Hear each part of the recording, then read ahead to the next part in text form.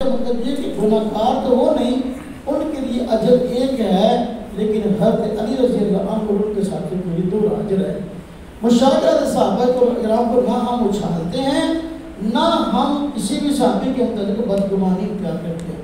اب بات چاچا آپس لڑ پہ تو بندہ ہوں ابے نے برا کرے چاچے نے کرے، بھائی اسی چھوٹے ہیں، ساڈا کی مقام ہے، ساڈے پاس تو نہیں بڑے نے، اسی کسی کو برا نہیں کہہ سکتے۔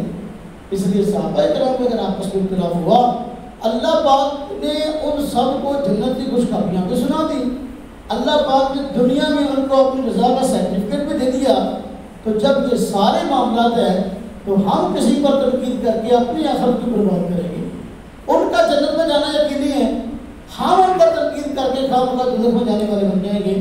اس لیے صحابہ کرام کے مشاجرات اختلافات کے موقع پر ہم کہتے ہیں صحابہ کرام سارے جنتی ہیں، اور صحابہ کرام ان کے متعلق کسی کے متعلق ہم نہ بدگمانی کرتے ہیں نہ بدزبانی۔ البتہ جو اختلافات ہوئے ان میں سیدنا علی مرتضیٰ رضی اللہ عنہ پر حق تھے، باقی کی رائے خطا تھی، اگرچہ ان کے لیے ایک اجر تھا، سیدنا علی مرتضیٰ رضی اللہ عنہ